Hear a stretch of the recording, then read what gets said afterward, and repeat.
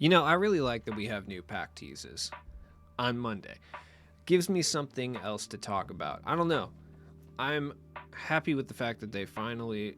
I mean, the pack odds are horrendous. Like, let me just say that right off the bat. But I'm at least happy that we're getting more than one day of pack content every single week. At least gives me something new to maybe target on the auction house.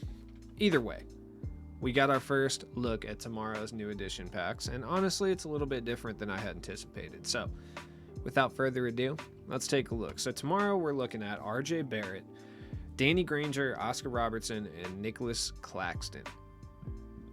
Not gonna lie, wouldn't have guessed Nicholas Claxton. RJ Barrett makes sense though.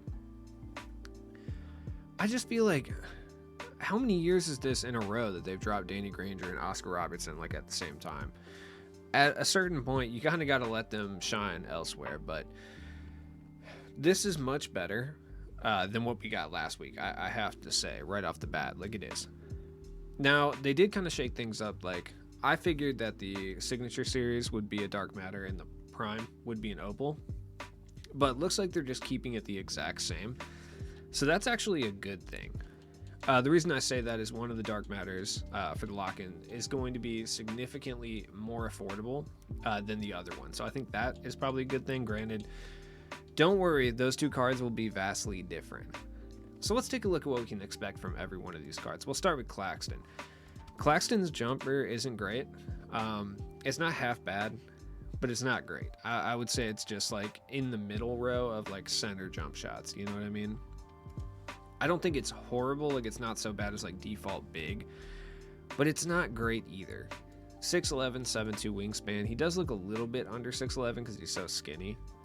But he's not terrible. Tendencies, he's got a 99 shot contest tendency. So the key is going to be, are they going to allow this card to shoot? If this card can shoot, he'll be a top tier budget option. Like, straight away, he will. Especially if you're still looking to grind for, Kevin Garnett and you have to use diamond or lower. We could see Claxton be a very good option for that. It just kind of depends. Like, the 55 block shot should be higher, but the 99 contest is going to be super, super helpful. Now, if you can shoot, that 0 shot 3 tendency will also be good as well. It's just tough to say what they're going to do with them. I mean, normally what they do is if they release a card that is able to do something that's a lower tier, typically the higher tier option will also be able to do that thing, but better. That's just kind of how their power scaling works, but I'm not sure if they're going to do that with Nicholas Claxton. Now, that being said, if he can shoot, he'll be a premier budget center power forward option, no question. Next, we got RJ. His defensive tendencies will be the same. I don't think they're going to upgrade his defensive tendencies at all. Like, maybe they'll lower his foul tendency a little bit. Maybe they'll change something else, but for the most part, it's probably going to be exactly the same. Dribble style, I think they'll probably move it to MJ. I think we're at the point this year when pretty much every card is going to have MJ dribble style. Like, I don't think that's out of the realm of possibility. The RJ Barrett release is good. And on quick, I think it'll be fine as well.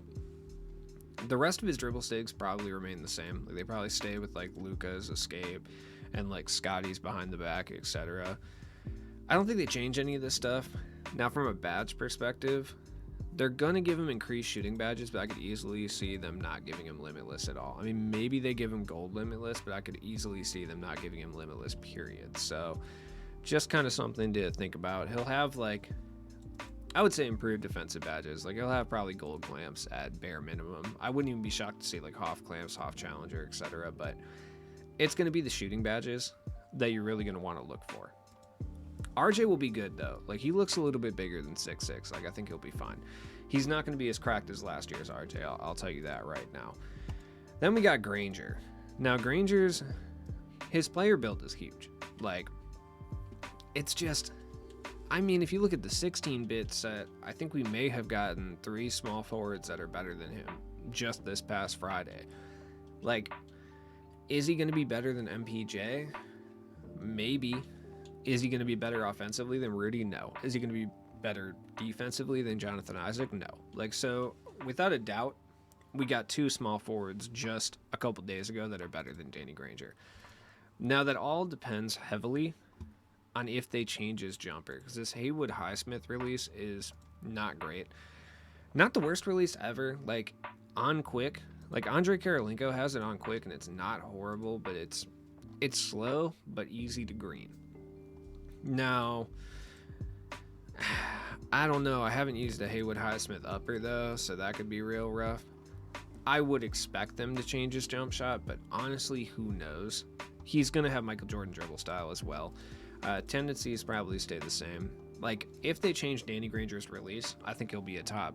I don't want to say budget small forward, but I think he'll be a top like under 50k small forward for sure. If they change his release, if it's the same, you're better off just spending 40k on Rudy or 25 on MPJ. In my opinion, that's just me though. I could be wrong. I mean, who knows? You might like Danny Granger more than you like those other guys. I mean, it's really just depends, but that's how I look at it. And finally, we got Oscar. Everybody loves the Oscar upper for sure. It's not as overpowered as it was previously, but it's still good. I mean, when Ricky Davis had it, though, it was top tier. It was like probably the best upper in the game, I would say. Now, Oscar's 6'5", 6'8" wingspan, which if you're dealing with a Ben Simmons, probably going to be a little bit too small, but he will probably be the premier offensive point guard in the game. You can make a case for LaMelo. I think LaMelo is probably still going to be there in some capacity as well for sure. It's going to be like LaMelo and Oscar 1 and 2 for best offensive point guard in the game. You could even make the case that maybe Ben Simmons is up there too because he's nigh impossible to stop at attacking the rim. So like whatever. Big O will be good, but just like Dwayne Wade last week, he's going to be one of those cards that's just, I just don't know if he's going to be worth the price that he's going for. Like Wade's 6'4", 6'10" wingspan, good defensively, but is he worth 300k? No. Oscar has the added benefit of being able to move incredibly well, in addition to having a very good base with arguably the best upper in the game. So we'll see exactly what they do with Oscar Robertson, but I'm not sure that he's going to be worth the price. He's going to be going for a ridiculous amount of MT. I just know whatever this lock-in is, it's going to be cracked.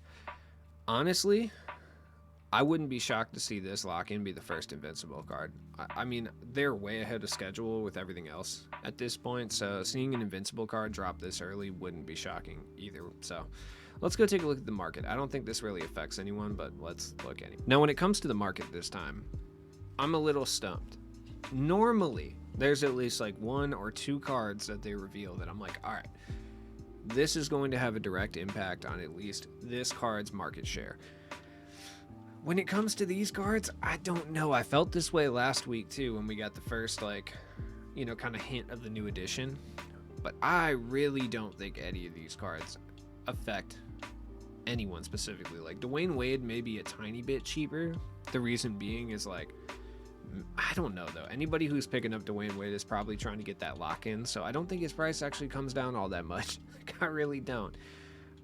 Granger, I mean, like I said, is Granger going to be better than Rudy? Is Granger going to be better than Jonathan Isaac? I doubt it. I doubt both of those things. So it depends though. If they change his jump shot, he has the player build to be better than Rudy.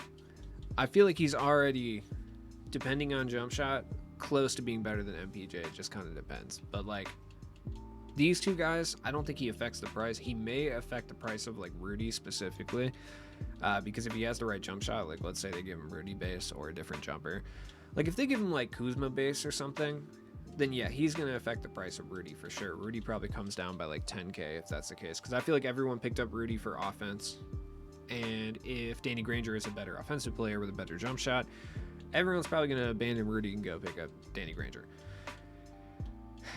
Other than that, though, I mean, RJ Barrett's not affecting anyone's price.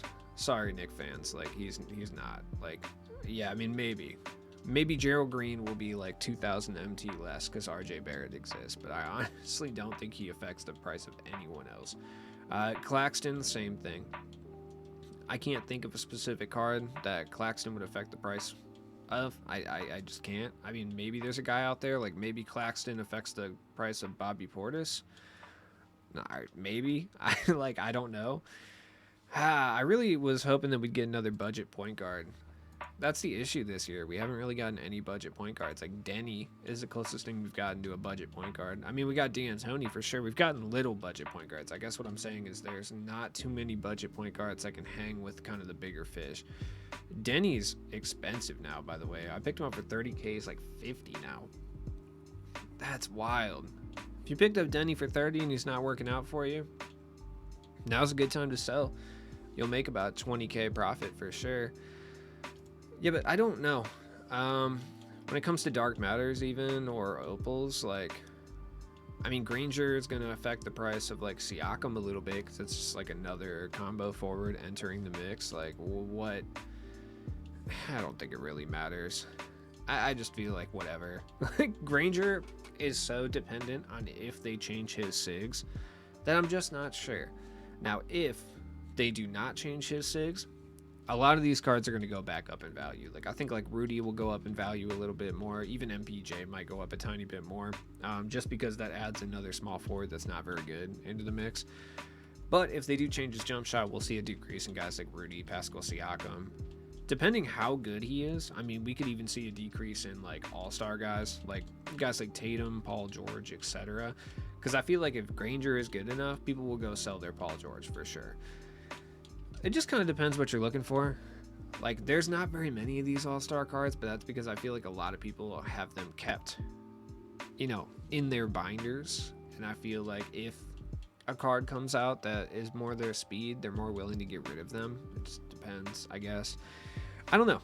We'll see tomorrow. Let me know what you think down in the comments below. As always, it's your friend Sheep Ludes, and I will see you guys later. I hope you have a wonderful evening. I bow to you.